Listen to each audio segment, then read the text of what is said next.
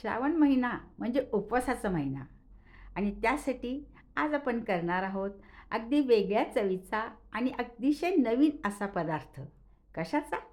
तर राजगिरा आणि रताळी ह्या कॉम्बिनेशनचा पराठा. अतिशय ठिसूळ, मस्त मऊसूत, बालकांपासून वृद्धांपर्यंत सगळ्यांना आवडणारा असा हा राजगिरा आणि रताळ्याचा पराठा. खूप खूप छान लागतो मैत्रिणींनो, करून पहा. काय करायचं? तर इथं मी 2 छोटी-छोटी रताळी धुवून उकडून घेतली आहे. त्याची साल काढून घेतलेली आहे. छान मऊसूत आपल्याला हे शिजवून घ्यायची आहेत. तुम्ही कुकरमध्ये शिजवलं तरी चालेल, मायक्रोवेव्हमध्ये सुद्धा चालेल किंवा पाण्यात उकळली आपल्या पातेल्यात ठेवून तरीसुद्धा चालेल. अशी छान रताळी उकळून घ्यायची, साल काढायची आणि या रताळ्यांना किसून घ्यायचं आहे. कारण की रताळीची चव आणि ते राजगिऱ्याच्या पिठाचं चव आहाहा! काय मस्त कॉम्बिनेशन लागतं म्हणून सांगू.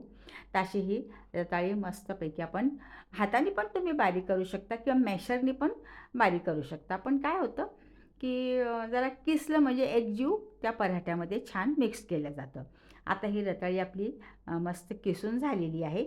आता यात आपल्याला मिसळायचे राजगिऱ्याचं पीठ, ज्याला आपण इंग्लिशमध्ये ॲमॅरंथ फ्लोअर असं म्हणतो. आजकाल मार्केटमध्ये हे राजगिऱ्याचं पीठ अवेलेबल असतं किंवा जर राजगिरा असेल तर मिक्सरमध्ये तुम्ही बारीक करून चाळून घरीसुद्धा हे पीठ बनवू शकता. इथे मी 1 वाटी हे राजगिऱ्याचं पीठ घेतलेलं आहे. पिठाचं प्रमाण कमी जास्त तुमच्या जसे पराठे बनवायचे त्याप्रमाणे तुम्ही करू शकता. इथं मी 1 मोठी वाटी पीठ घेतलेलं आहे आणि यात आपण टाकतोय मस्त रंग येण्यासाठी चिली फ्लेक्स. खूप छान असा दिसायला पण ते चिली फ्लेक्स खूप छान दिसतं. पण इथे चिली फ्लेक्स नसेल, तुम्ही हिरव्या मिरच्याचं वाटण पण टाकू शकता. इथे मी चिली फ्लेक्स टाकलेलं आहे आणि 1 चमचाभर, छोटा चमचाभर जिरे, कारण की उपासाला जिरे चालतातच. आणि आपल्याला टाकायचं एक तुम्ही उपवासाचं मीठ टाका किंवा साधं मीठ टाका. ज्यांना जे आवडेल किंवा ज्यांना जे उपवासाला चालत असेल त्या मिठाचा तुम्ही वापर करू शकता. चवीप्रमाणे हे मीठ टाकायचं आणि राजगिऱ्याचं पीठ आहे आणि रताळी गोडसर आहे, त्यामुळे थोडंसं चवीला आपल्याला एक अर्धा लिंबू मी इथं पिळून घेतलेलं आहे. त्यामुळे चव अशी छानशी आंबटसर, गोडसर मस्त चव या पराठ्याला येते. आणि कोथिंबीर तर हवीच. आणि ज्यांना कोथिंबीर उपवासाला चालत नसेल तर स्किप केली तरी चालेल. पण ज्यांना चालते त्यांनी अवश्य कोथिंबीर टाका, कारण की एक मस्त भन्नाट चव येते. छान मिक्स करून घ्यायचं आणि थोडंसं त्याच्यात तेल किंवा तूप टाकायचं 1 चमचाभर, की जेणेकरून तो पराठा आणखीन मस्त मऊसूत होतो. असे छान मिक्स करून घ्यायचं. पण हे पीठ हाताने मळलेलं आणखीन छान, म्हणून मी आता हाताने असं मस्तपैकी मिक्स करून घेते. तर शक्यतो हे आपण रताळी ना उकळून घेतलेली असल्यामुळे पाण्याचा वापर जास्त लागत नाही. पण समजा थोडंसं असं घट्ट वाटलं तर एक अगदी चमचाभर पाणी आपल्याला टाकायचं आहे.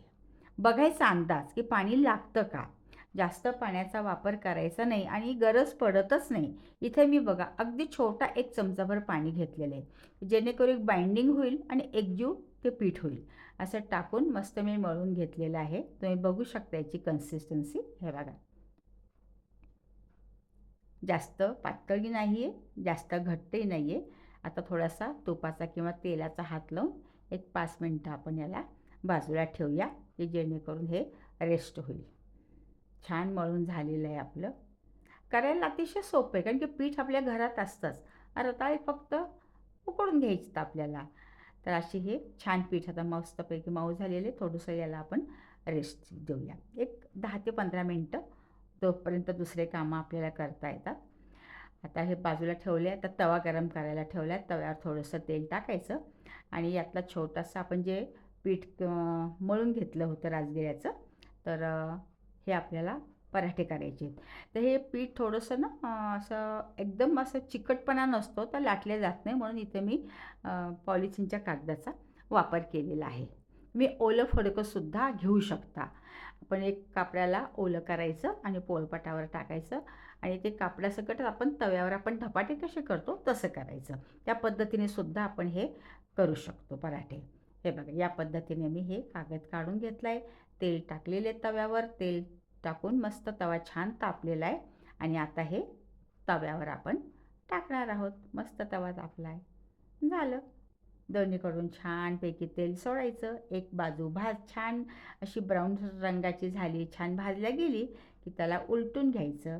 आजूबाजूने तेल सोडायचं आणि दोन्हीकडून छानपैकी खरपूस असा भाजला की मस्त एक वेगळ्या चवीचा, अगदी मऊसूत म्हणावं आणि खुसखुशीत पण. तर अशा ह्या छान चवीचा रताळी आणि राजगिऱ्याचा पराठा तयार आहे. आता राजगिरा याच्यात तर कॅल्शियम पण जास्त आहे. ग्लुटेन फ्री पण आहे राजगिरा हा.